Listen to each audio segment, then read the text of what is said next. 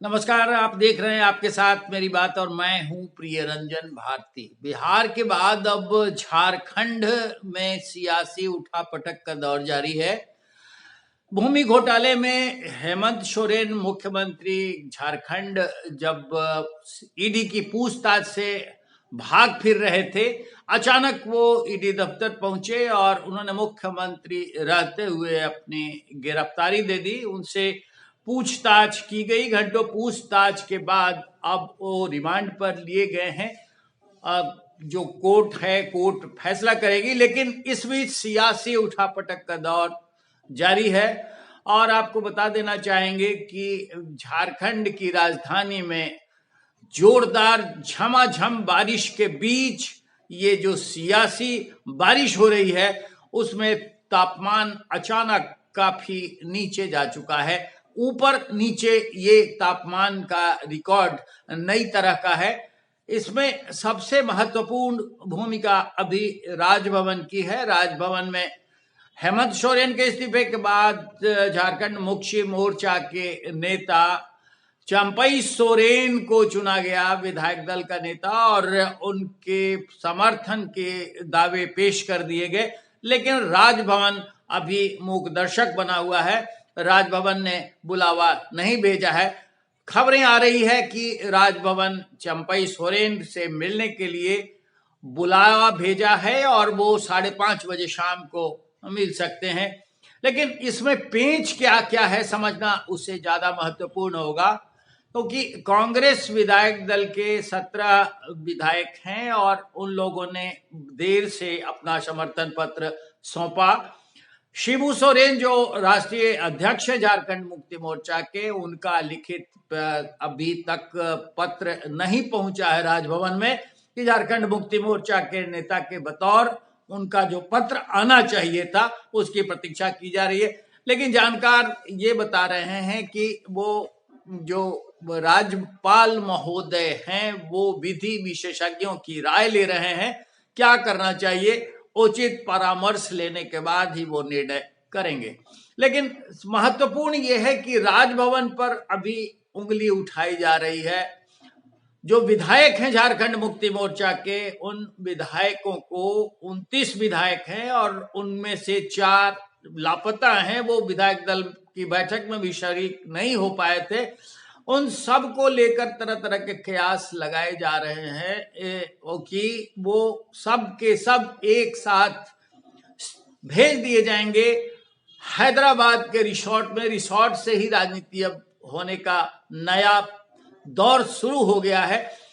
यानी जब भी सरकार की अदला बदली होती है, कोई संकट का दौर आता है, तो रिसोर्ट राजनीति तेज हो जाती है। और अभी अभी एमके स्टालिन ने एक पोस्ट किया है, ट्वीट किया है, और उनके ट्वीट पर मैं गौर फरमा रहा था। अभी देखा मैंने, उन्होंने सीधे सीधे केंद्र सरकार पर वार किया है कि किस तरह से ईडी का प्रयोग करते हुए, उसको औजार बनाते हुए एक चुनी हुई सरकार जो आदिवासियों के नेता की सरकार है, उनके खिलाफ इस तरह का षड्यंत्र रचा गया। इधर बिहार में भी लालू प्रसाद यादव अपनी बौखलाहट निकाल रहे हैं और वो हेमंत सोरेन के पक्ष में आए हैं। ये तो एक राजनीतिक तरह से समर्थन का सवाल है। इससे महत्वपूर्ण बात ये होती है कि क्या झारखंड में राजनीति हमेशा इसी तरह अस्थिर होने की परंपरा नहीं बन गई? जब से झारखंड का निर्माण हुआ, जब से झारखंड का गठन हुआ है, तब से कोई भी स्थिर सरकार वहां नहीं रह पाई है। जितने भी नेता मुख्यमंत्री बने, सब लालच में या घोटाले में फंस करके ही, या बहुमत का आंकड़ा नहीं पहुंच पाने के कारण उनकी सरकारें जाती रही हैं। और यहां तक भी कि मधु कोड़ा जैसे मुख्यमंत्री हुए, जिनके खिलाफ 1000 करोड़ से भी ज्यादा का मामला गबन का सामने आया, उनकी सरकार भी गई।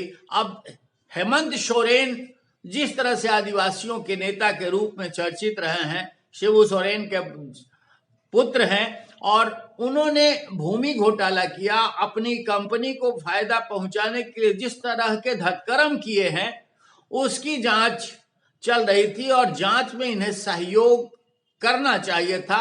ये भागते फिर रहे थे और इससे भी ज्यादा पेचीदा होता चला गया है मामला।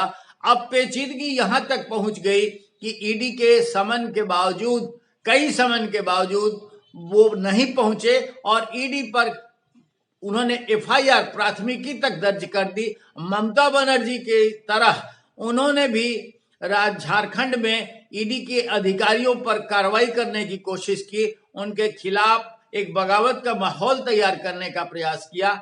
ये सारे प्रयास ऐसे हुए जिसे लेकर के इनकी साख कमजोर हुई है। निश्चित रूप से अगर पहले ही ये पेश हो जाते और पूछताछ में केंद्रीय एजेंसी के साथ सहयोग करते तो संभवतः उनकी साख और उनकी इमेज जो आज बदली हुई है, जिस पर बट्टा लग रहा है, वो नहीं होता। दूसरा महत्वपूर्ण पहलू ये भी सामने आ रहा है कि कहा जा रहा है कि भारतीय जनता पार्टी इसमें अपनी सरकार बनाने की दाव पेंच खोज रही है।